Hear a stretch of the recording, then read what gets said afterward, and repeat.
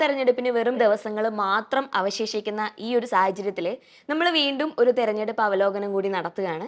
ഇന്ന് എൻ്റെ കൂടെയുള്ളത് മലബാർ ജേണലിൻ്റെ editor in chief KP Sithunath, അതേപോലെ സീനിയർ ജേർണലിസ്റ്റ് KJ ജേക്കബ്. ഇപ്പോൾ നമ്മൾ കഴിഞ്ഞ 2 ആഴ്ച മുൻപ് നമ്മളിരുന്ന ഡിസ്കഷനിൽ നിന്ന് മാറി ഇപ്പോഴത്തെ കേരളത്തിലെ തെരഞ്ഞെടുപ്പ് ചർച്ചാ വിഷയങ്ങൾ മറ്റു പലതിലേക്കും എത്തി നിൽക്കുകയാണ്. ഡീൽ ആരോപണങ്ങൾ മുതൽ പ്രകടന പത്രിക വരെ എത്തി നിൽക്കുകയാണ്. അപ്പോൾ ഇതൊക്കെ എങ്ങനെയായിരിക്കും തെരഞ്ഞെടുപ്പിനെ സ്വാധീനിക്കുക? എന്തൊക്കെയായിരിക്കും ഇത് നമ്മുടെ തെരഞ്ഞെടുപ്പുമായിട്ട് ബന്ധപ്പെട്ട് കേരളത്തിൽ ഉണ്ടാക്കാൻ പോകുന്ന ചലനങ്ങൾ? നമുക്ക് അതിൽ നിന്ന് തന്നെ തുടങ്ങാം.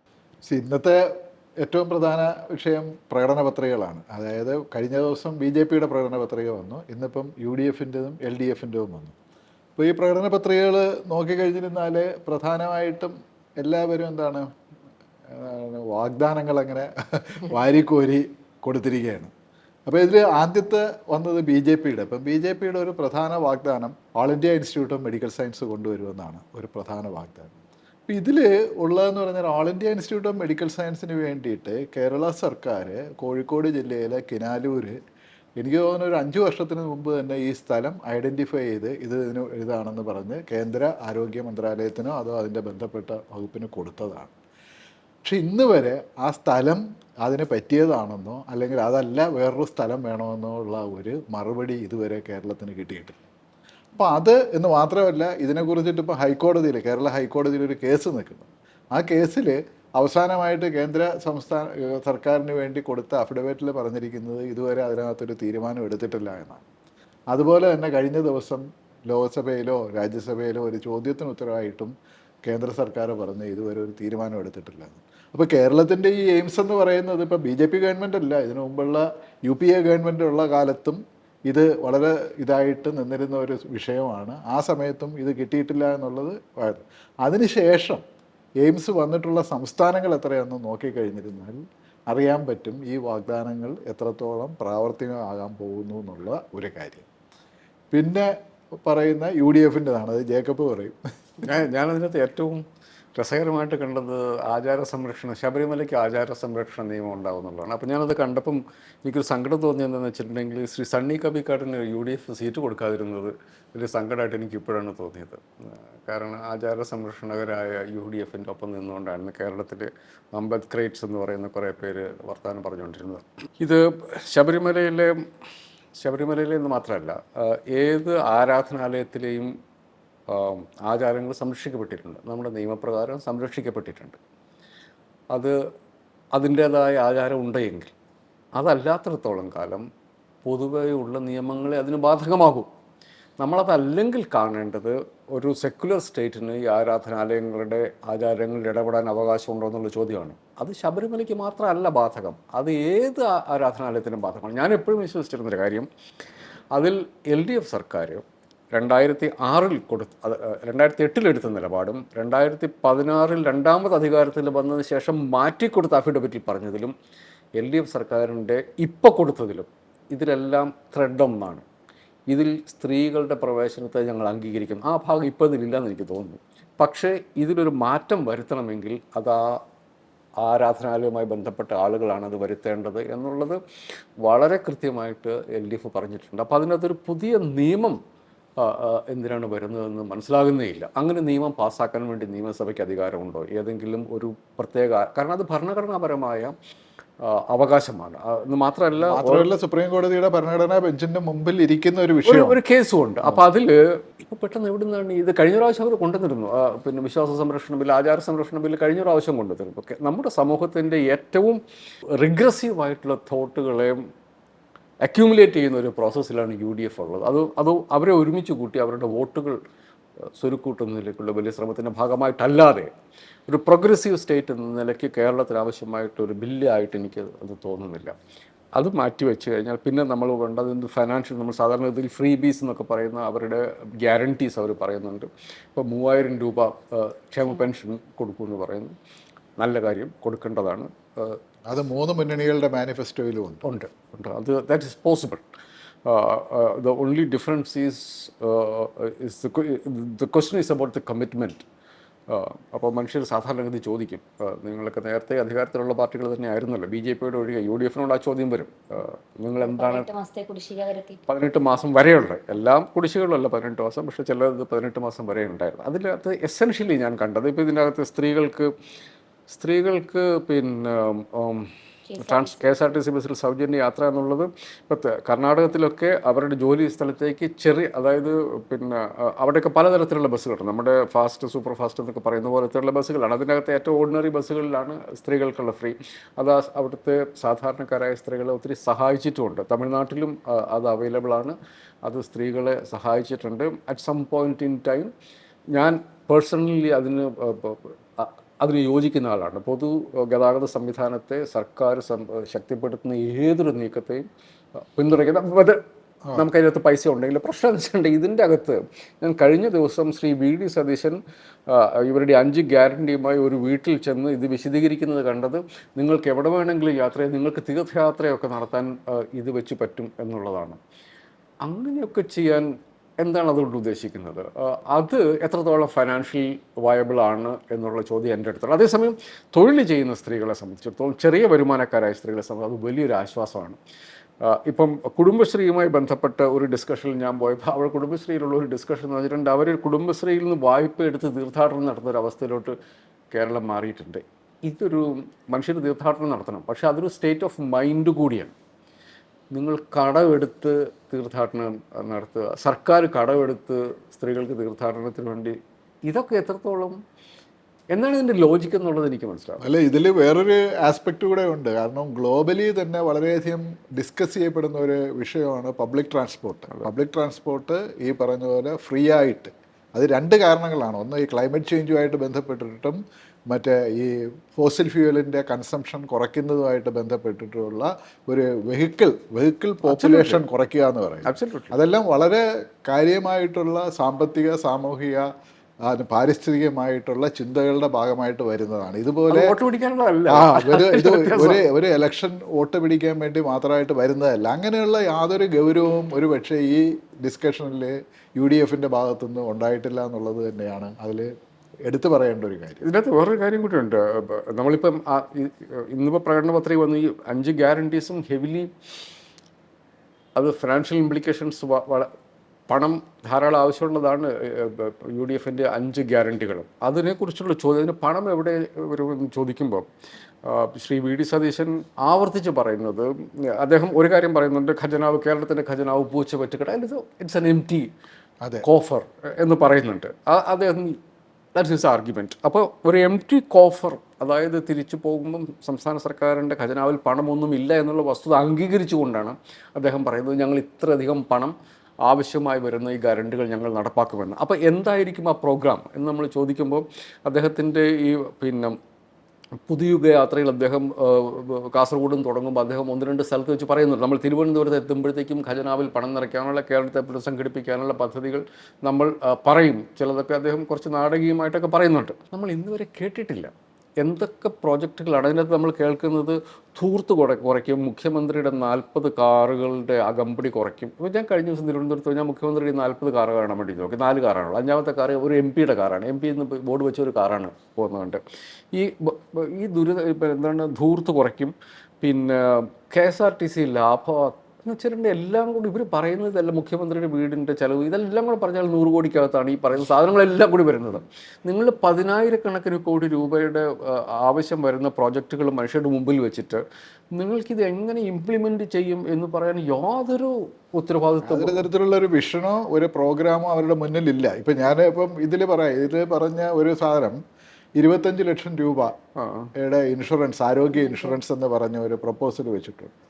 അപ്പോൾ അത് ഏതാണെങ്കിലും ഇപ്പോൾ ഒരു കമേഴ്ഷ്യൽ റേറ്റിൽ ഒരു ഇൻഷുറൻസ്, ആരോഗ്യ ഇൻഷുറൻസ് ഇപ്പോൾ ഞാൻ നോക്കുമ്പോഴത്തേക്ക് 35 വയസ്സ് പ്രായം വരെയുള്ള ഒരു ഹെൽത്തി ആയിട്ടുള്ളൊരു ഇൻഡിവിജ്വലിന് ഈ നിലയിലുള്ള ഒരു ഇൻഷുറൻസിന് വേണ്ടിയത് മിനിമം 9,200 മുതൽ 12,000 രൂപ വരെ പ്രീമിയം വരും ഒരു വർഷം.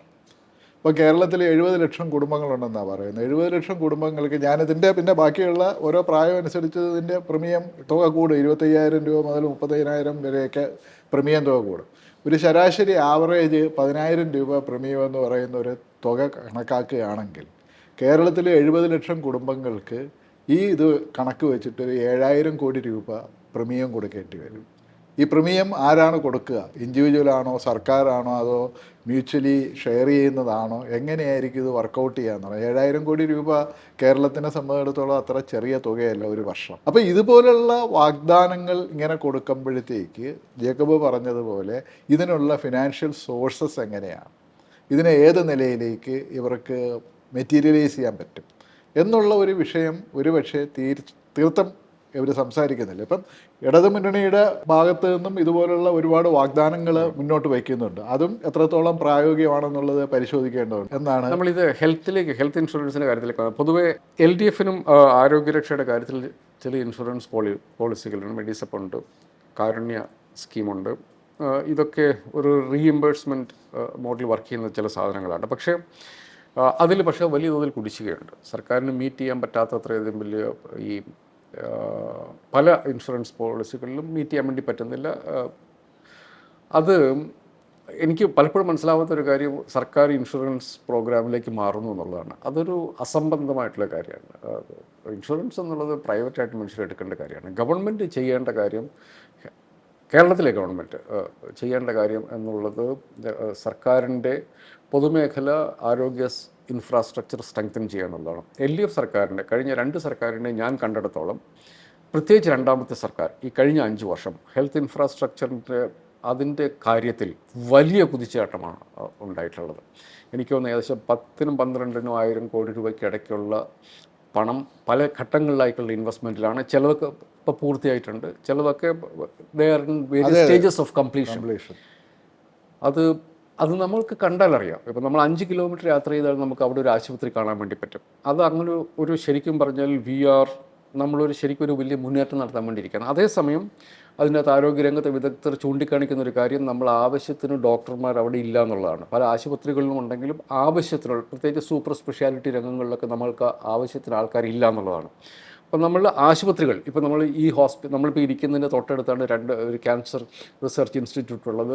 കളമശ്ശേരി മെഡിക്കൽ കോളേജിൽ പുതിയ സൂപ്പർ സ്പെഷ്യാലിറ്റി ഒരു ഹ്യൂജ് ഒരു ബ്ലോക്ക് വന്നത്. അപ്പോൾ അവിടെയൊക്കെ ഇനിയിപ്പം നമ്മൾ സർക്കാർ ഡോക്ടർമാരെ നിയമിക്കേണ്ടി വരും. അതായിരിക്കും എനിക്ക് തോന്നുന്നു അടുത്ത സർക്കാരിൻ്റെ ഏറ്റവും വലിയ ടാസ്ക് എന്നുള്ളതായിരിക്കും. അതുകൂടി നിയമിച്ച് കഴിഞ്ഞാൽ പൊതുജനാരോഗ്യ രംഗത്ത് വലിയ തോതിൽ പൊതുമേഖലയ്ക്ക് സർക്കാരിന് ഇടപെടാൻ പറ്റുന്നൊരവസ്ഥ ഉണ്ടായിരിക്കും. എനിക്ക് തോന്നുന്നു പണം അതിലേക്കാണ് മുടക്കാനുണ്ടായിരിക്കും LDFിൻ്റെയും പ്ലാൻ. പക്ഷേ നിങ്ങൾക്ക് നമ്മുടെ കേരളത്തിൽ ഇപ്പോൾ ഒരു പ്രശ്നം എന്താണെന്ന് വെച്ചിട്ടുണ്ടെങ്കിൽ, നിങ്ങൾ കോമ്പറ്റേറ്റീവ് പോപ്പുലിസം എന്നുള്ളൊരു അവസ്ഥ കേരളത്തിലും വരുന്നുണ്ട്. അപ്പം ഇത് 25 ലക്ഷം എന്ന് UDF പറഞ്ഞു കഴിയുമ്പോഴത്തേക്കും even LDF will be little bit startle. അപ്പോൾ അവർക്ക് എന്തെങ്കിലും ഓഫർ ചെയ്യണമെന്ന് എനിക്ക് തോന്നുന്നു. അവരും ഈ എല്ലാവർക്കും ഇൻഷുറൻസ് എന്നുള്ളൊരവസ്ഥയിലേക്ക് അവരും വരുന്നുണ്ട്. പക്ഷേ എനിക്ക് തോന്നുന്നു ഫോക്കസ് എന്നുള്ളത്, ഇടതുപക്ഷത്തിൻ്റെ ഫോക്കസ് എന്നുള്ളത് നമ്മുടെ ഹെൽത്ത് ഇൻഫ്രാസ്ട്രക്ചർ സ്ട്രെങ്തൻ ചെയ്യുക എന്നുള്ളത് തന്നെയാണ്. അവരതാണ് ചെയ്തുകൊണ്ടിരിക്കുന്നത്. എനിക്ക് തോന്നുന്നു അധികാരത്തിൽ ഒരിക്കൽ കൂടി വന്നാൽ LDF ചെയ്യാൻ സാധ്യതയുള്ളതും ഈ ഹെൽത്ത് ഇൻഫ്രാസ്ട്രക്ചർ കൂടുതൽ സ്ട്രെങ്തൻ ചെയ്യുക എന്നുള്ളത് തന്നെയാണ്. UDFിൻ്റെ രാജസ്ഥാനിൽ അവർ കോൺഗ്രസ് ഇതുപോലത്തെ ഒരു യൂണിവേഴ്സൽ ഹെൽത്ത് ഇൻഷുറൻസ് സ്കീം നടപ്പാക്കി തുടങ്ങിയിട്ടുണ്ടായിരുന്നു. അവർ അതിനുശേഷം വളരെ പെട്ടെന്ന് അധികാരത്തിന് പുറത്തേക്ക് പോയി. അപ്പോൾ അതിൽ ഇത്രയും സേതു പറഞ്ഞ പോലെ അത്രയും കോസ്റ്റ്ലി അല്ല. അത് വേറൊരു മോഡലിലാണ് അത് വർക്ക് ചെയ്യുന്നത്. അത് എത്രത്തോളം സക്സസ്ഫുൾ ആണ് എന്നുള്ളത് നമുക്കിനി അറിയില്ല.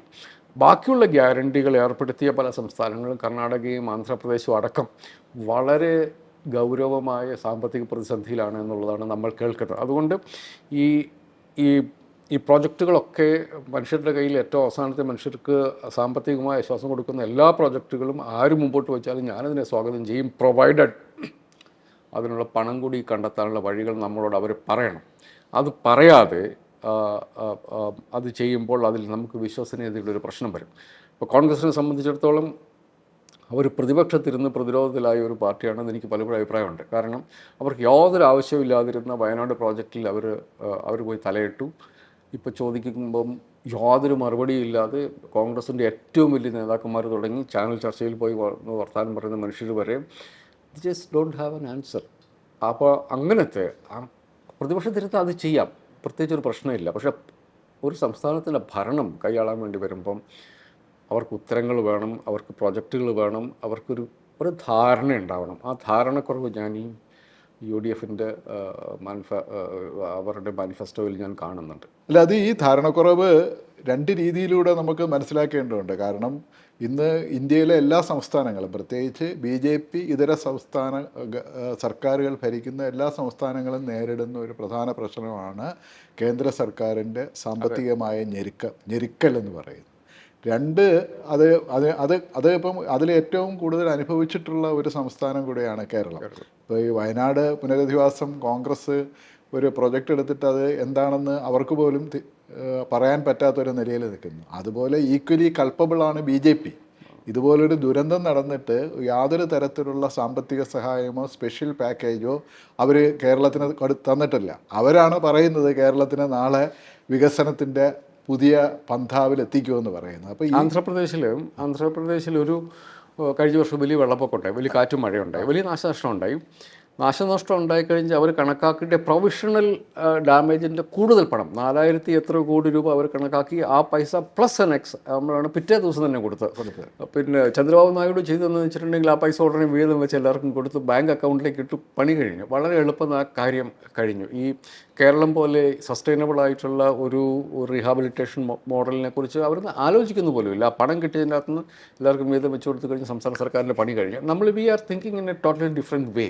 കേരളം എന്നുള്ളത് അങ്ങനെയല്ല നമ്മൾ ചിന്തിക്കുന്നത്. ഈ തരത്തിലുള്ളൊരു ഫിസിക്കൽ കൺസ്ട്രെയിൻറ്റ് നേരിടുന്ന ഒരു കാലത്ത് അതിനെക്കുറിച്ചിട്ട് ഈ കേരളത്തിലെ അസംബ്ലി ഇലക്ഷൻ്റെ സമയത്ത്, നിയമസഭാ ഇലക്ഷൻ്റെ സമയത്ത് അതൊരു മേജർ പൊളിറ്റിക്കൽ ഇഷ്യൂ ആയിട്ട്, നിർഭാഗ്യവശാൽ ഈ ലെഫ്റ്റ് പോലും അതിനെ ഒരു പൊളിറ്റിക്കൽ ഇഷ്യൂ ആയിട്ട് മുന്നോട്ട് കൊണ്ടുവരുന്നില്ല എന്നുള്ളത് വളരെ നിർഭാഗ്യകരമായ ഒരു സിറ്റുവേഷനാണ്. കോൺഗ്രസിനെ കുറിച്ചിട്ട് എനിക്കതിനെക്കുറിച്ചിട്ട് വലിയ പ്രതീക്ഷയില്ല. കാരണം കോൺഗ്രസ്സുകാർ ഇപ്പോഴും, കേരളത്തിലെ കോൺഗ്രസ്സുകാർക്ക് ഇപ്പോഴും അവർ ഡൽഹി അവരാണ് ഭരിക്കണമെന്നുള്ള അതിൻ്റെ ഒരു വിധേയത്വം ഇപ്പോഴും ഉണ്ട്. കാരണം പണ്ട് കോൺഗ്രസ് ആണല്ലോ ഭരിച്ചുകൊണ്ടിരുന്നത്. അതുകൊണ്ട് അവർ കേന്ദ്രത്തിനെതിരെ ഒരിക്കലും സംസാരിച്ചിരുന്നില്ല. എനിക്കൊണ്ട് അങ്ങനെ ഒരു ഭാഷ പോലും അവർക്ക് അന്യമാണെന്ന് തോന്നുന്നു. ഒരു കേന്ദ്രം സംസ്ഥാനങ്ങളോട് കാണിക്കുന്ന അവഗണനയെ ഏത് നിലയിൽ അവതരിപ്പിക്കണമെന്നുള്ളതിൻ്റെ ഒരു ഭാഷ പോലും അവർക്ക് അന്യമാണെന്ന് തോന്നുന്ന ഒരു സ്ഥിതിയുണ്ട്.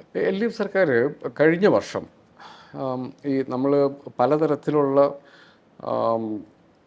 കേന്ദ്ര സർക്കാരിൻ്റെ ഇടപെടലുകൾ, ഇപ്പം കടം വെട്ടിക്കുറയ്ക്കുന്നത്, കടപരിധി വെട്ടിക്കുറയ്ക്കുന്നതുമായി ബന്ധപ്പെട്ട്, പിന്നെ എനിക്ക് തോന്നുന്നത് സംസ്ഥാന ധനകാര്യമന്ത്രിക്ക് അദ്ദേഹം ഓരോ ദിവസവും എഴുന്നേൽക്കുമ്പോൾ ഇന്ന് എന്താണ് പുതിയ റെസ്ട്രിക്ഷൻ വന്നതെന്ന് പലപ്പോഴും അത് 4000 കോടി വെട്ടിക്കുറച്ചിരിക്കുന്നു, 5000 കോടി. ഇതൊക്കെ ഒരു ചെറിയ സംസ്ഥാനത്തിൻ്റെ പണത്തിൻ്റെ അവൈലബിലിറ്റിയിൽ നിന്നാണ് ഈ 3000, 4000, 10000 കോടി രൂപ വെട്ടിക്കുറയ്ക്കുന്നത്.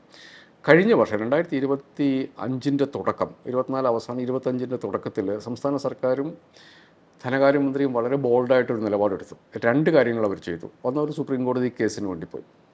അതൊരു ഹിസ്റ്റോറിക് ആയിട്ടുള്ള ഒരു കോൺസ്റ്റിറ്റ്യൂഷണൽ ഹിസ്റ്ററി ഉണ്ടാക്കുമെന്ന് എനിക്ക് ഉറപ്പുള്ളൊരു കേസാണത്. അത് ഈ പറയുന്ന പോലെ നമ്മുടെ കടമെടുപ്പ് പരിധി ഏതൊക്കെയോ വിയേർഡായിട്ടുള്ള കാരണങ്ങൾ പറഞ്ഞുകൊണ്ട് കേന്ദ്ര സർക്കാർ വെട്ടിക്കുറയ്ക്കുന്നു. ഇവർ ഡൽഹിയിൽ പോയി സമരം ചെയ്തു. മുഖ്യമന്ത്രിയും മന്ത്രിമാരും അടക്കം ഡൽഹിയിൽ പോയി മുദ്രാവാക്യം വിളിച്ചു. പ്രതിപക്ഷത്തിൻ്റെ കോൺഗ്രസിൻ്റെ ചില നേതാക്കന്മാരടക്കം, സിദ്ധരാമയ്യ അടക്കം അതിന് വന്ന് സപ്പോർട്ട് ചെയ്ത് പിറ്റേ ദിവസം കോൺഗ്രസ്സുകാർ സമരത്തിന് വേണ്ടി ചെന്നു. വലിയ തോതിൽ ദേശീയ ശ്രദ്ധ പിടിച്ചുപറ്റിയ ഒരു സമരമായിരുന്നു അത്. അതുകൊണ്ട് തന്നെ ആ കേസിന് സുപ്രീം കോടതിയിൽ പോലും ഒരു പിന്തുണ കിട്ടിയെന്ന് എനിക്ക് തോന്നുന്നു. കാരണം ഒരു സംസ്ഥാനത്തിൻ്റെ മുഖ്യമന്ത്രി വന്ന് ഡൽഹിയിൽ സമരം ചെയ്യുക എന്നുള്ളത് നമ്മുടെ ഒരു കോൺസ്റ്റിറ്റ്യൂഷണൽ സ്കീമിലുള്ള കാര്യമല്ല. ഇത് പണ്ട് MG രാമചന്ദ്രൻ തമിഴ്നാടിന് ഭക്ഷ്യ ഈ അലോക്കേഷൻ കുറച്ചപ്പോൾ MG രാമചന്ദ്രൻ പറഞ്ഞു ഞാൻ സമരം ചെയ്യാൻ വേണ്ടി പോകണമെന്ന് പറഞ്ഞു. പുള്ളി അവിടുന്ന് എണീറ്റ് മെറീന ബീച്ചിൽ പോയി കാറ്റ് കൊള്ളാൻ വേണ്ടി അവിടെ പോയി ഇരുന്നപ്പോഴത്തേക്കും ഇന്ദിരാഗാന്ധി പുള്ളിയുടെ ആവശ്യങ്ങളൊക്കെ അംഗീകരിച്ചു. കാരണം നമ്മുടെ ബേസിക് റെസ്പെക്റ്റ് സംസ്ഥാനങ്ങൾ, India Bharat is A shall be A union of States, സംസ്ഥാനങ്ങളുടെ ഒരു സങ്കലനമാണ് ഈ രാജ്യം. ഒരു മുഖ്യമന്ത്രി സമരം ചെയ്യുമ്പോൾ അതിൻ്റെ ഇമ്പാക്റ്റ് കേന്ദ്ര സർക്കാരിൻ്റെ ഭാഗത്തുനിന്നുണ്ടായി, അല്ലെങ്കിൽ സുപ്രീം കോടതിയുടെ ഭാഗത്തു നിന്നുണ്ടായി. അതൊരു അതിഗംഭീരമായ നിലപാടായിരുന്നു. ഞാനന്ന് ഓർക്കുന്നുണ്ട് സംസ്ഥാനത്തോട് പറഞ്ഞത്, നിങ്ങൾ ഈ കേസ് പിൻവലിക്കുകയാണെങ്കിൽ ഇത് കൊടുക്കാമെന്നുള്ളത്. എനിക്കൊന്ന് ധനകാര്യമന്ത്രി KN ബാലഗോപാൽ എടുത്ത ഒരു നിലപാടെന്നുള്ളത് ഒരു കാരണവശാലും അത്തരം ഒരു കോംപ്രമൈസിന് വേണ്ടി പോകുന്നില്ല എന്നുള്ളതാണ്. വിൽ ഫൈറ്റ് ഇറ്റ് ഔട്ട് എന്ന് പറഞ്ഞു. കേന്ദ്ര സർക്കാർ വഴങ്ങി, എന്നിട്ട് നമ്മുടെ കടപരിധി നമുക്ക് അനുവദിച്ചു തന്നു.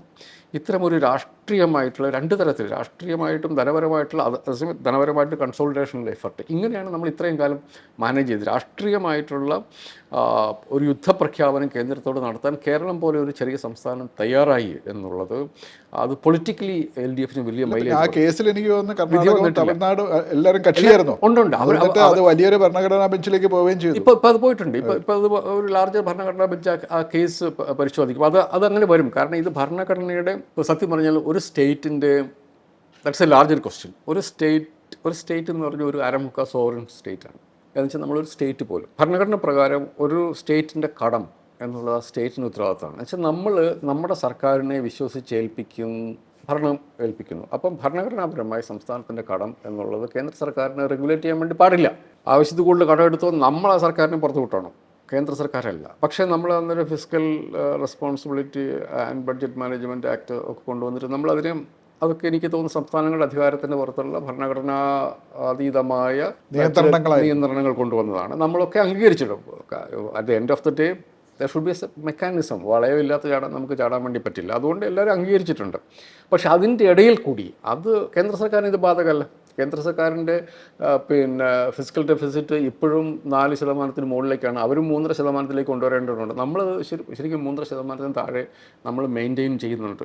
അപ്പോൾ എനിക്ക് തോന്നുന്നു കഴിഞ്ഞ 5 വർഷത്തിൽ ഒരിക്കൽ പോലും അങ്ങനത്തെ ഒരു അവസ്ഥ നമുക്ക് വന്നിട്ട്, നമ്മളിത് എപ്പോഴെങ്കിലും നമ്മളുടെ ഈ ഫിസിക്കൽ ഡെഫിസിറ്റ് 3.5 എന്നുള്ളത് എല്ലാ പ്രാവശ്യവും അതിൻ്റെ താഴെയാണ് നമ്മൾ നിന്നിട്ടുള്ളത്. എന്നിട്ടാണ് നമ്മൾ ഈ അഭ്യാസങ്ങളൊക്കെ കാണിക്കുന്നത്. ഈ പണം, നമ്മുടെ വികസനക്ഷേമ പദ്ധതികൾക്കുള്ള പണം നമ്മൾ പലതരത്തിൽ നമ്മൾ ഉറപ്പുവരുത്തുന്നത് ഇമാതിരിയുള്ള ഒരു ട്രപ്പീസ് കളിച്ചിട്ട് തന്നെയാണ്. അപ്പോൾ ഇതിൽ രാഷ്ട്രീയമായിട്ടൊരു പ്രശ്നം ഞാൻ LDFിൽ കാണുന്നത് എന്താണെന്ന് വെച്ചിട്ടുണ്ടെങ്കിൽ, അവർ ആ വഴി പെർസ്യൂ ചെയ്യുന്ന കാര്യത്തിൽ 2 വർഷം മുമ്പ് കാണിച്ച ആ ഉഷാർ ഇപ്പോൾ കാണിക്കുന്നില്ല എന്നുള്ളതാണ്.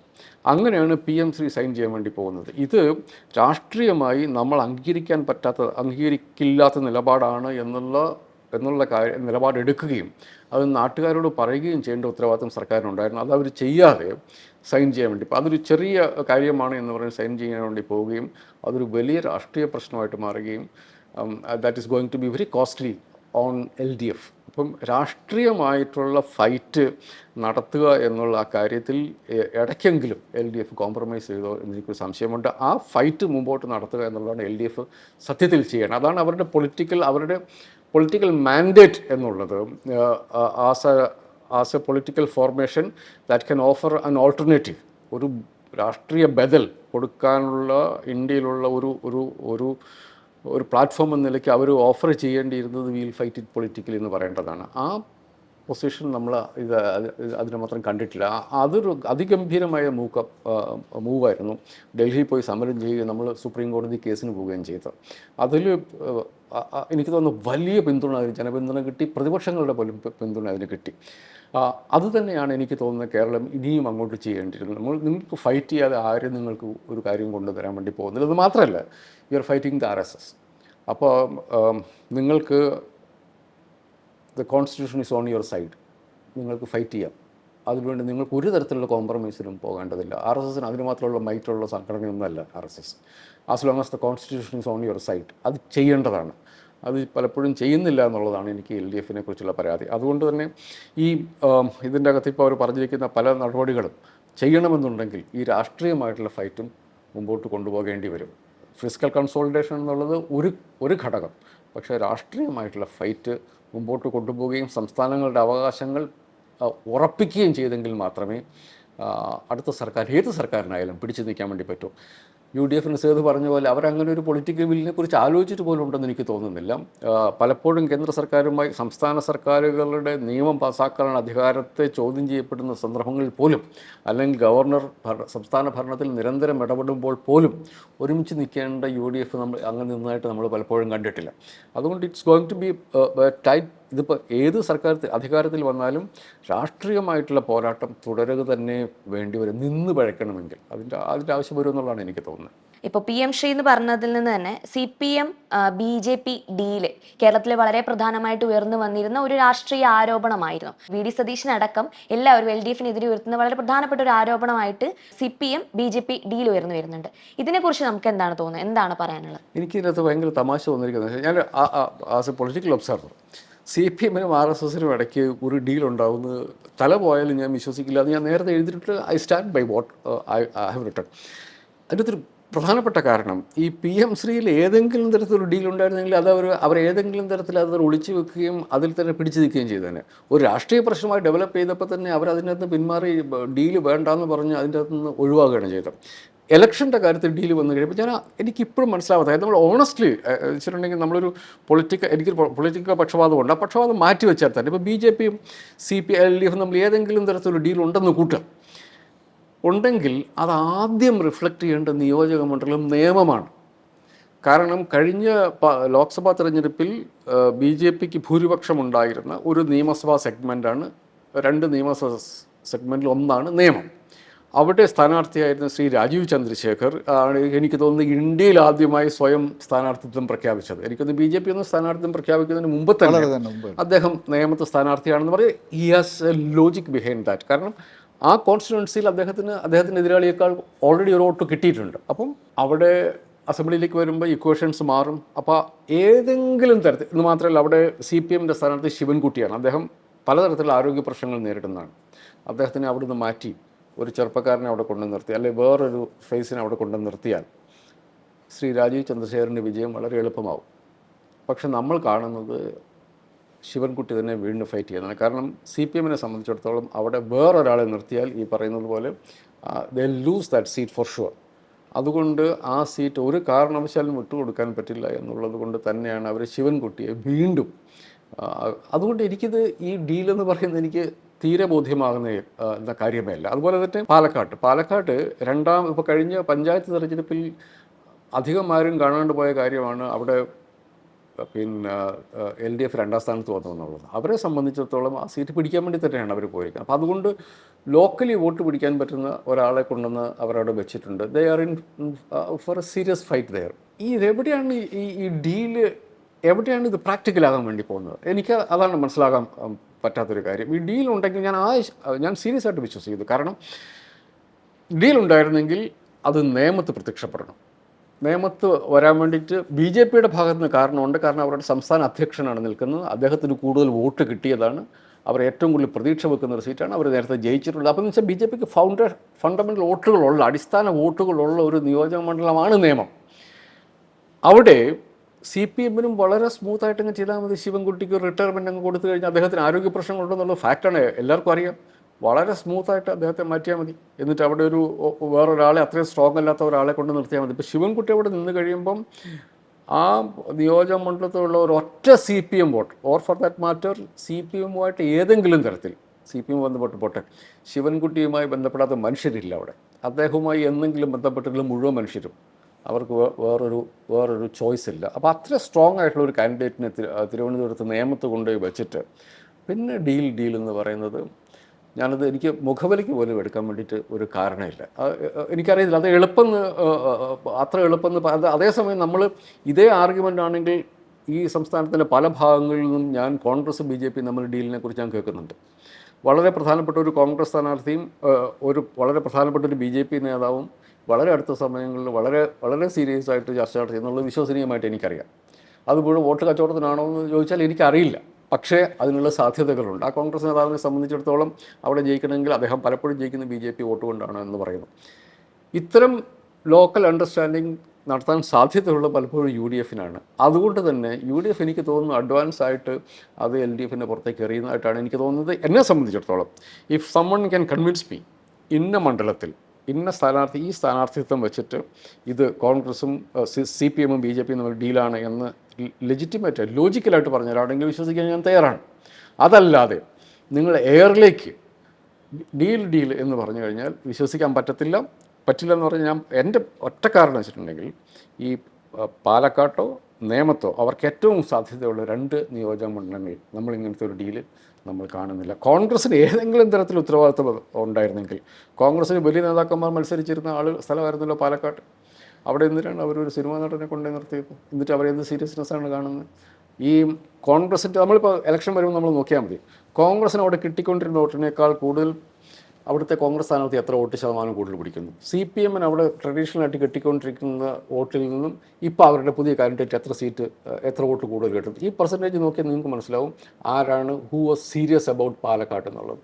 ഇലക്ഷൻ കഴിയുമ്പോൾ നമുക്കത് വളരെ കൃത്യമാകും. ഞാൻ മനസ്സിലാക്കുന്നിടത്തോളം ഈ വസ്തുതകൾ ഒരു സാധാരണഗതിയിൽ നമ്മൾ അനലൈസ് ചെയ്ത് കഴിഞ്ഞാൽ CPM BJP ഡീൽ എന്ന് പറയുന്നത് അത് കോൺഗ്രസ് എളുപ്പത്തിൽ ക്രിയേറ്റ് ചെയ്യാനുള്ള ഒരു വഴിയായിട്ട് മാത്രമേ ഞാനതിനെ കണക്കാക്കൂ. അപ്പോൾ എന്തെങ്കിലും ഒരു തെളിവ് ഒരു സാഹചര്യ തെളിവെങ്കിലും മുമ്പോട്ട് വെക്കാതെ ഡീൽ എന്ന് പറയുന്നതിന് അംഗീകരിക്കാൻ ഒരു നിവൃത്തിയില്ല.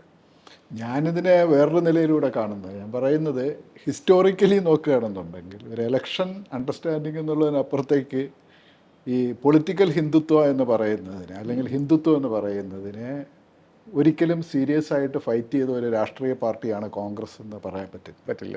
അതിന് ഹിസ്റ്റോറിക്കലി അതിൻ്റെ ബാഗേജ് ഉണ്ട്. ഈ ഹിന്ദുത്വ ഏതാണ്ട് വിക്രമാദിത്യൻ്റെ ചുമലിൽ വേതാളം വന്നതുപോലെ ഹിന്ദുത്വയുടെ ഒരു ഭാഗം കോൺഗ്രസ്സിനകത്ത് ഹിസ്റ്റോറിക്കലി ഉണ്ട്. ഇനി അതൊന്നും ഞാൻ പറയണില്ല. ഇന്ത്യയിൽ BJPയുടെ ഒരു കടന്ന് വളർച്ചയുടെ ഒരു ക്രൂഷ്യൽ വർഷം 1990 ആയിരുന്നു. അദ്വാനിയുടെ രഥയാത്രയെ VP സിംഗിൻ്റെ നേതൃത്വത്തിലുള്ള ഗവൺമെൻറ്, നാഷണൽ ഫ്രണ്ട് ഗവൺമെൻറ് തടയുന്നു. ബീഹാറിൽ വെച്ച് അദ്വാനി അറസ്റ്റ് ചെയ്യപ്പെടുന്നു. BJP നാഷണൽ ഫ്രണ്ട് ഗവൺമെൻറ്റിനുള്ള പിന്തുണ പിൻവലിക്കുന്നു. ഈ പിന്തുണ പിൻവലിച്ച് 1990 നവംബറിൽ VP സിംഗ് പ്രധാനമന്ത്രി എന്നുള്ള നിലയിൽ ലോകസഭയിൽ വിശ്വാസപ്രമേയം അവതരിപ്പിക്കും. ആ വിശ്വാസപ്രമേയത്തിനെ എതിർത്ത് BJPയുടെ കൂടെ വോട്ട് ചെയ്തത് ഈ കോൺഗ്രസ്സാണ്. ഇന്ന് പിണറായി വിജയനും മോഡിയും തമ്മിൽ ഡീലാണെന്ന് പറഞ്ഞ് കേരളത്തിൽ വന്ന് പ്രസംഗിക്കുന്ന രാഹുൽ ഗാന്ധിയും പ്രിയങ്ക ഗാന്ധിയുടെയും പിതാവായ രാജീവ് ഗാന്ധിയുടെ നേതൃത്വത്തിലുള്ള കോൺഗ്രസ് ആയിരുന്നു അന്ന് BJPയുടെ അദ്വാനിയോടൊപ്പം ചേർന്ന് VP സിംഗ് ഗവൺമെൻറ്റിനെതിരായ വോട്ട് നടത്തിയത്. ആ വോട്ടിൽ അന്നത്തെ ഡിബേറ്റുണ്ട്. കാരണം ആ ലോക്സഭയിൽ ആ ഡിബേറ്റിൽ ഞാൻ അന്ന് പത്ര റിപ്പോർട്ടറായിട്ട് ഡൽഹിയിൽ വർക്ക് ചെയ്യുകയാണ്. ആ ഡിബേറ്റിൽ രാജീവ് ഗാന്ധി VP സിംഗ് ഗവൺമെൻറ്റിനെതിരായിട്ട് പറഞ്ഞത് VP Singh government caste war ഇന്ത്യയിൽ ഉണ്ടാക്കിയെന്നാണ്. അതായത് മണ്ഡൽ കമ്മീഷൻ റിപ്പോർട്ട് നടപ്പിലാക്കാനുള്ള VP സിംഗ് ഗവൺമെൻറ്റിൻ്റെ തീരുമാനം ഇന്ത്യയിൽ കാസ്റ്റ് വാറിന് വഴിയൊരുക്കിയെന്നാണ്. ഇതേ ആർഗ്യുമെൻ്റ് തന്നെയാണ് BJPയും പറഞ്ഞത്. പക്ഷേ അന്ന് VP സിംഗ് ഗവൺമെൻറ് അത് കൊണ്ടുവന്നതെന്ന് പറഞ്ഞാൽ മണ്ഡൽ കമ്മീഷൻ റിപ്പോർട്ട് കൊണ്ടുവരുന്നതിൻ്റെ രാഷ്ട്രീയം എന്ന് പറയുന്നത് ഈ മന്ദിർ രാഷ്ട്രീയത്തിനെതിരായിട്ടുള്ള ഒരു പോളമിക് അല്ലെങ്കിൽ പോളറൈസേഷന് വേണ്ടിയിട്ടുള്ള ദളിതരും പിന്നോക്കക്കാരും ന്യൂനപക്ഷങ്ങളും യോജിക്കുന്ന ഒരു മണ്ഡലം എന്നുള്ള നിലയിലാണ് മണ്ഡൽ രാഷ്ട്രീയം മുന്നോട്ട് വയ്ക്കുന്നത്. ആ മണ്ഡൽ രാഷ്ട്രീയത്തിൻ്റെ ആ പോളറൈസേഷനെ ഇല്ലാതാക്കുകയും മന്ദിർ രാഷ്ട്രീയത്തിന് ഒരു സ്ട്രെയിറ്റ് ആയിട്ട് മൂവ് ചെയ്യാനായിട്ടുള്ള ഒരു അവസരം ഉണ്ടാക്കി കൊടുക്കലുമായിരുന്നു അന്ന് കോൺഗ്രസ് ചെയ്ത്. അന്ന് കോൺഗ്രസ് അതിന് പകരം VP സിംഗ് മന്ത്രിസഭയെ അവിശ്വാസത്തിലൂടെ പുറത്താക്കുന്നതിന് പകരം ഒരുപക്ഷെ നിന്നിരുന്നുണ്ടെങ്കിൽ ഇന്ത്യയുടെ രാഷ്ട്രീയ ചരിത്രം തന്നെ ഒരുപക്ഷെ മാറുമായിരുന്നു എന്ന് കരുതാനായിട്ട് ഇന്ന് ഹിസ്റ്റോറിക്കലി നോക്കുമ്പം നമുക്ക് കാണാൻ പറ്റും. ഒരുപക്ഷെ നാളത്തെ ഇന്ത്യയുടെ പൊളിറ്റിക്കൽ ഹിസ്റ്ററി എഴുതുന്ന പലരും ആ കാര്യം ഒരുപക്ഷെ ചൂണ്ടിക്കാട്ടാനും സാധ്യതയുണ്ട്. അങ്ങനെയുള്ള ഒരു രാഷ്ട്രീയ പശ്ചാത്തലം ഞങ്ങളൊരിക്കലും BJPയിലൂടെ കൂട്ടുകൂടിയിട്ടില്ല എന്ന് പറഞ്ഞ് കോൺഗ്രസിൻ്റെ വന്നിരുന്ന് ടെലിവിഷൻ ചർച്ചയിൽ പങ്കെടുക്കുന്നവർ മറന്നു പോകുന്ന ഒരു വലിയ രാഷ്ട്രീയ വഞ്ചനയുടെ ചരിത്രമാണ് ഞാൻ ഈ 1990 കാര്യം പറഞ്ഞത്. 90 കാര്യം ഒരു കാര്യം കൂടി ഉണ്ട് സേതു. അന്ന് കോൺഗ്രസ്സിന് ആ തെരഞ്ഞെടുപ്പിൽ 89 193 സീറ്റാണ്. അതെ. BJPക്ക് 85 സീറ്റ്. അദ്വാനി സോമനാഥിൽ നിന്ന് അയോധ്യ രഥയാത്ര നടത്തുന്നു. വഴിനീള ഇന്ത്യയുടെ ചരിത്രത്തിൽ രക്തപങ്കിലമായ ഒരു യാത്ര. ആ യാത്രയാണ് ബീഹാറിൽ തടയുന്നതും ഈ അവിശ്വാസ പ്രമേയം വരുമ്പോൾ. അവിശ്വാസ പ്രമേയം വരുമ്പം അവിടെ BJPയുടെ എണ്ണം 85. അയാൾ അവിശ്വാസ പ്രമേയം കൊണ്ടെന്ന് അയാൾക്ക് യാതൊരു പ്രതീക്ഷയില്ല അത് പാസ്സാക്കുമെന്ന്. 190-ലധികം സീറ്റുള്ള കോൺഗ്രസ് ഒപ്പം നിന്നിട്ടില്ല എങ്കിൽ ആ അവിശ്വാസ പ്രമേയം പാസ്സാകുന്ന പ്രശ്നമില്ല. കോൺഗ്രസ് മനുഷ്യരോട് ഇപ്പോഴും കോൺഗ്രസുമായി ബന്ധപ്പെട്ട ആളുകൾ ഇടതുപക്ഷത്തോട് അതിനുശേഷം വന്ന് VP സിംഗ് സർക്കാരുടെ BJP കൂടി പിന്തുണച്ചിട്ടാണ്, BJP-യും ഇടതുപക്ഷികളും പിന്തുണച്ചിട്ടാണ് VP സിംഗ് സർക്കാർ ഉണ്ടായിരുന്നത്. അന്ന് VP സിംഗ് സർക്കാരിനെ പിന്തുണയ്ക്കുന്ന പാർട്ടികളുടെ നേതാക്കന്മാരുടെ ഫോട്ടോയിൽ EMSൻ്റെ ഫോട്ടോ ഉണ്ട്, LK അദ്വാനിയുടെ ഫോട്ടോയുണ്ട്. ആ ഫോട്ടോ വെച്ചിട്ട് LK അദ്വാനിയും EMSും തമ്മിൽ, അതായത് CPM-ഉം BJP-യും തമ്മിൽ അന്നേ അലയൻസാണ്, ഡീലുണ്ട് എന്ന് പറയുന്ന ആളുകൾ അന്ന് പ്രധാനമന്ത്രിയാക്കി വെച്ചത് VP സിംഗിനെയാണ്. ആ VP സിംഗിനെ LK അദ്വാനിക്ക് വേണ്ടി അട്ടിമറിക്കാൻ കോൺഗ്രസ് പോയി. ഫോട്ടോ ഇല്ല, LK അദ്വാനിയും രാജീവ് ഗാന്ധിയും തമ്മിൽ ചായ കുടിക്കുന്ന ഫോട്ടോ നമ്മുടെ കയ്യിലില്ല. പക്ഷേ ചരിത്രം കല്ലിൽ കൊത്തി അവിടെ കിടക്കുകയാണ്. ഇന്ത്യയുടെ മതനിരപേക്ഷതയ്ക്ക് ഏറ്റവും അധികം പരിക്കേൽപ്പിച്ച ഒരു ക്രിമിനൽ യാത്ര, ആ യാത്ര നിർത്തിയതിൻ്റെ പേരിൽ ഒരു സർക്കാർ വിശ്വാസപ്രമേയം കൊണ്ടുവന്നപ്പോൾ അതിനെ പിന്നിൽ നിന്ന് കുത്തിയ ചരിത്രമാണ് കോൺഗ്രസ്സിനുള്ളത്. കോൺഗ്രസ് മിണ്ടാതിരുന്നെങ്കിൽ, കോൺഗ്രസ് വെറുതെ പുറത്തേക്ക് ഇറങ്ങിപ്പോയിട്ടുണ്ടായിരുന്നെങ്കിൽ ആ സർക്കാർ അവിടെ ഉണ്ടായിരുന്നേനെ. BJP-യുടെ കളി അന്നവിടെ നിന്നേനെ. പക്ഷെ ആരാണ് സഹായിച്ചത്? എങ്ങനെയാണ് ആ സർക്കാർ വീണത്? അതിനുശേഷം കോൺഗ്രസ് കളിച്ച കളികൾ എന്തൊക്കെയാണ്? അവിടെ നിന്നാണ് നമ്മൾ BJP-യുടെ നമ്പർ ഓഫ് സീറ്റ്സിൻ്റെ ഗ്രാഫ് എടുത്ത് നോക്കിയാൽ ഈ 289 ഈ 189 എന്നൊക്കെ വരുന്നത് ആ 90-ലെ ആ സംഭവത്തിനോട് സേതു പറഞ്ഞ പോലെ അവിടെ വെച്ചിട്ടാണ് അതിൻ്റെ ടേണിംഗ് പോയിൻ്റ്. അന്ന് ശുഷ്കിച്ചു പോകുമായിരുന്ന ഒരു കാര്യം കൂടി ഞാൻ പറയാം സേതു. ഇത് ഞാൻ നേരത്തെ പറഞ്ഞിട്ടുള്ള കാര്യം, കോൺഗ്രസ് എന്നൊക്കെ ഞാൻ ഒരിക്കലും കോൺഗ്രസിനെ അണ്ടർമൈൻ ചെയ്യുന്ന ഒരാളെ അല്ല. കാരണം it is so much part of Indian life എന്ന് വിശ്വസിക്കുന്ന ആളാണ് ഞാൻ. പക്ഷേ കോൺഗ്രസിൻ്റെ നേതൃത്വം പലപ്പോഴും ഈ രാജ്യത്തെ വഞ്ചിച്ചിട്ടുണ്ട്. അതാണ് അതിൻ്റെ കഥ. 49-ൽ അയോധ്യയിൽ ഇത് ബിംബം പ്രത്യക്ഷപ്പെട്ടിട്ടുണ്ടെന്ന് പറഞ്ഞപ്പോൾ നെഹ്റുവിൻ്റെ റെസ്പോൺസ് കൊണ്ടേ തോട്ടിക്കളയാനാണ് അദ്ദേഹം പറഞ്ഞത്. അന്ന് അവിടെ പൂട്ടിവെച്ചു. RSSന് ഒന്നും ചെയ്യാൻ വേണ്ടി പറ്റിയില്ല. നെഹ്റുവിൻ്റെ എതിരെ നിൽക്കാൻ വേണ്ടിയിട്ടുള്ള കപ്പാസിറ്റി അവർക്ക് ഉണ്ടായിരുന്നില്ല. അന്ന് തുറന്നതിന് ശേഷം പിന്നെ ഇന്ദിരാഗാന്ധിയോട് പോലും അവർക്കത് പറയാനുള്ള ധൈര്യം ഉണ്ടായിരുന്നില്ല. പിന്നെ അവർ ഒരു സന്നിഗ്ധ ഘട്ടത്തിൽ 84-ൽ 85-ലാണ് രാജീവ് ഗാന്ധി ഓപ്പൺ ചെയ്തപ്പോഴാണ് ആ പ്രശ്നം രണ്ടാമത് തുറക്കുന്നത്. കോൺഗ്രസ് സർക്കാർ അധികാരത്തിലുള്ളപ്പോഴാണ് ബാബറി മസ്ജിദ് വീഴുന്നത്. ഞാനിപ്പോഴും പറയുന്നു, അതിനുശേഷമുള്ള BJP-യുടെ RSSൻ്റെ ഏറ്റവും വലിയ പൊളിറ്റിക്കൽ പ്രോജക്റ്റ് രാമക്ഷേത്രം. ആ രാമക്ഷേത്രം ഒരു പൊളിറ്റിക്കൽ ഫെയിലിയറായി മാറി. കാരണം അതിനുശേഷം ഇപ്പോൾ ഫെബ്രുവരി 22-ാം തീയതി പിന്നെ ക്ഷേത്രം പ്രധാനമന്ത്രി പോയി തുറക്കുന്നു, ഏപ്രിൽ മെയിൽ തെരഞ്ഞെടുപ്പ് നടക്കുന്നു, BJP-ക്ക് കേവല ഭൂരിപക്ഷം നഷ്ടപ്പെടുന്നു.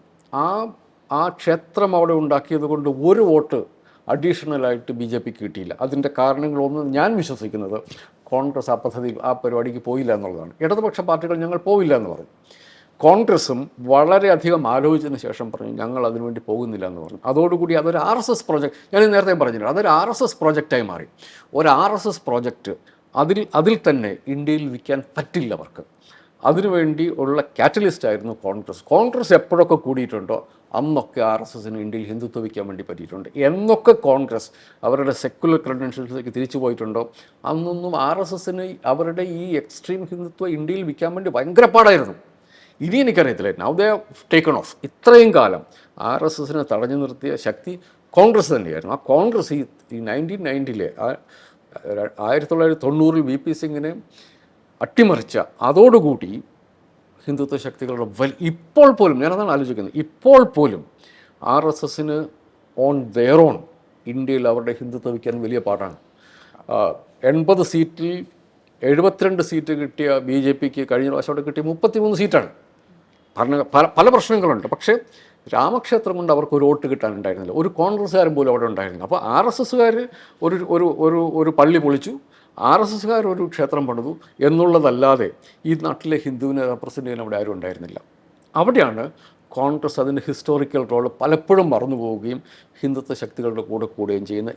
ഇത് വെച്ചിട്ടാണ് അവർ കൺസിസ്റ്റൻ്റായിട്ട് സെക്യുലർ പൊസിഷൻ എടുത്തുകൊണ്ടിരിക്കുന്ന ഇടതുപക്ഷം BJP ആയിട്ട് ഡീല് നടത്തിക്കൊണ്ടിരിക്കുന്നത്. ഇതൊരു പൊളിറ്റിക്കൽ ചിക്കൻ എന്ന് വെച്ചാൽ ഇതൊരു വിൽക്കാൻ കേരളത്തിൽ ഇപ്പോഴത്തെ അവസ്ഥയിൽ വിൽക്കുമായിരിക്കും. പക്ഷെ അതല്ലാതെ അതിനൊരു സേതു പറഞ്ഞാൽ ഹിസ്റ്റോറിക്കൽ ബാക്ക്ഗ്രൗണ്ട് ഇല്ലാത്ത, ഒരു ഫ്യൂച്ചർ ഇല്ലാത്ത ഒരു ആരോപണമാണ്. ഇത് എത്രത്തോളം അല്ല, അന്ന് 90-ലെ ഈ ഡിബേറ്റ് അന്ന് രാത്രി ഏതാണ്ട് 12 മണിക്കാണ് അവസാനം വോട്ട് ഓഫ് കോൺഫിഡൻസ് ഇത് ചെയ്യുന്നത്, കോൺഫിഡൻസ് വർഷം മൂവ് ചെയ്യണത്.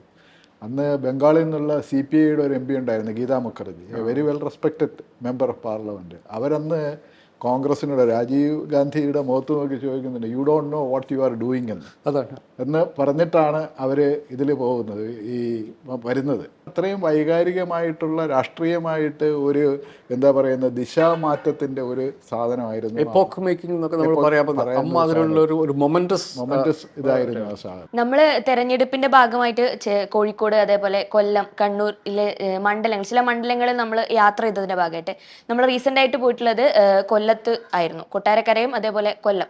അപ്പോൾ ഈ ഒരു ജില്ലകളിൽ രണ്ടിടത്തും ചെന്നപ്പോൾ നമുക്ക് ഗ്രൗണ്ട് റിയാലിറ്റി എന്ന് പറയുന്നത്, കൊട്ടാരക്കരയിൽ കെ.എൻ. ബാലഗോപാലിന് അനുകൂലമായിട്ടുള്ള ഒരു ഗ്രൗണ്ട് പൊളിറ്റിക്സ് ആണ് അവിടെ ഉള്ളതെന്നാണ് തോന്നുന്നത്. കാരണം എന്താണെന്ന് വെച്ച് കഴിഞ്ഞാൽ അവിടെയുള്ള ആളുകളെ ഏറ്റവും കൂടുതൽ എടുത്ത് പറയുന്ന ഒരു പോയിന്റ് എന്ന് പറയുന്നത് ഐഷ പോറ്റി അല്ലെങ്കിൽ ആർ രശ്മി ആണെങ്കിലും UDF കാൻഡിഡേറ്റ് ആണെങ്കിലും NDA കാൻഡിഡേറ്റ് ആണെങ്കിലും അവർ സ്ഥാനമോഹത്തിന്റെ ഭാഗമായിട്ട് ഒരു പാർട്ടിയിൽ നിന്ന് മറ്റൊരു പാർട്ടിയിലേക്ക് പോവുകയും അവരുടെ സ്ഥാനാർത്ഥിയായിട്ട് ഈ തെരഞ്ഞെടുപ്പിൽ മത്സരിക്കുകയും ചെയ്യുന്നത് അവർക്ക് വ്യക്തിത്വമില്ല, നിലപാടില്ല എന്നുള്ള രീതിയിലാണ് അവിടുത്തെ സാധാരണക്കാരായിട്ടുള്ള വോട്ടർമാർ അതിനെ എടുത്തിട്ടുള്ളതെന്നാണ് ഗ്രൗണ്ട് റിയാലിറ്റി. നമ്മൾ അവരോട് സംസാരിച്ചപ്പോൾ അവരിൽ നമുക്ക് കിട്ടിയിട്ടുള്ള ഒരു റെസ്പോൺസ്.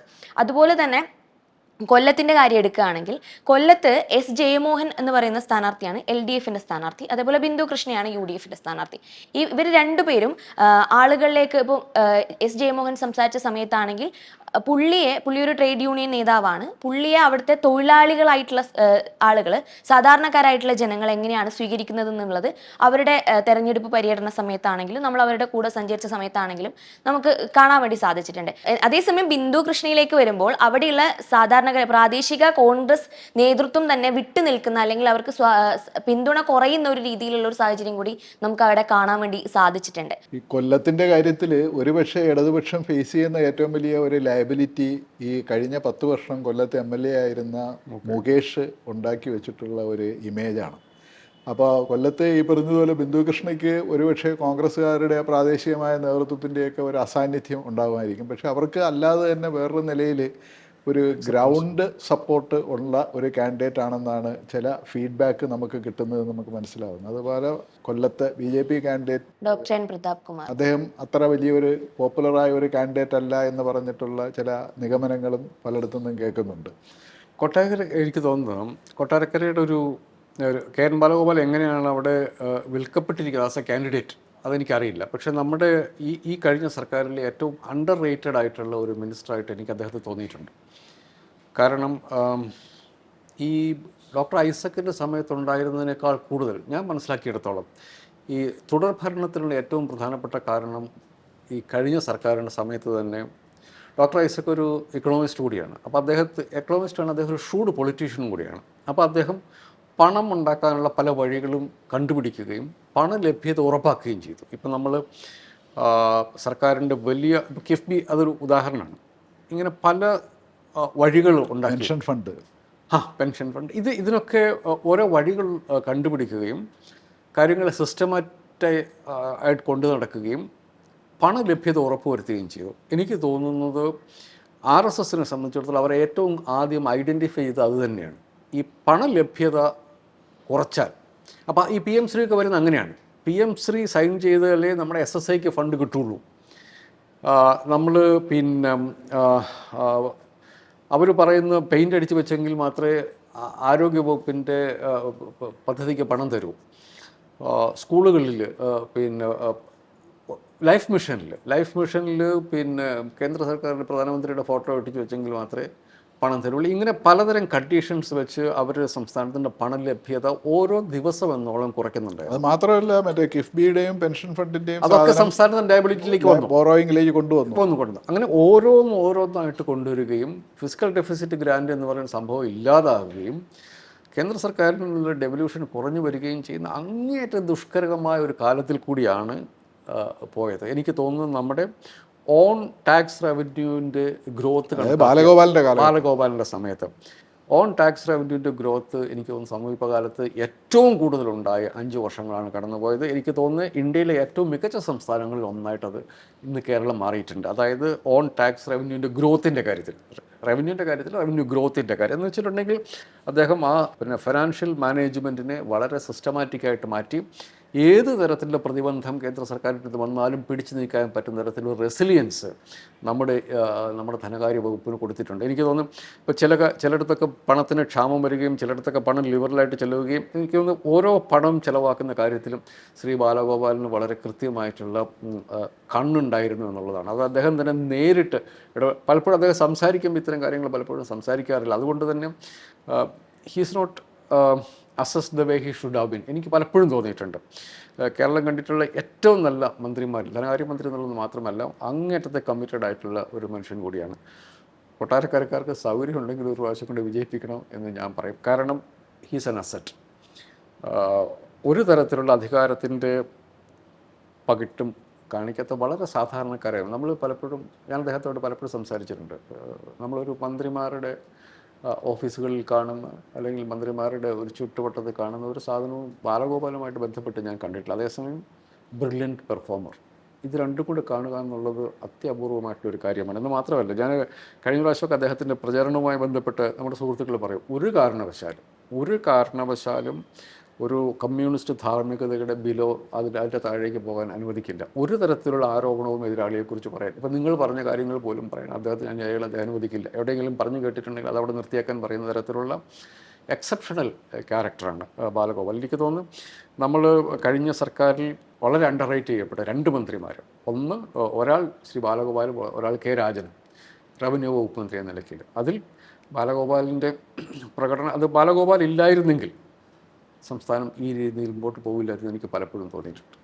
ഒന്ന് മാത്രമല്ല, ഈ അദ്ദേഹത്തിൻ്റെ മിനിസ്റ്റർ എന്നുള്ള നിലയിലുള്ള പെർഫോമൻസിനെ കുറിച്ചിട്ട് ഇപ്പോൾ ജേക്കബ് പറഞ്ഞതിൽ കൂടുതലൊന്നും പറയാനില്ല. പക്ഷേ അദ്ദേഹം ഒരു പൊളിറ്റിക്കൽ, കാരണം കൊല്ലം ജില്ലാ സെക്രട്ടറി ആയിരുന്നു CPM-ൻ്റെ. അപ്പോൾ അതുകൊണ്ട് തന്നെ ഈ പറയുന്ന ഐഷ പോറ്റി അവിടെ മത്സരിക്കുമ്പോഴെല്ലാം തന്നെ നേതൃത്വപരമായൊരു പങ്ക് വഹിച്ചിട്ടുള്ള മനുഷ്യനാണ്.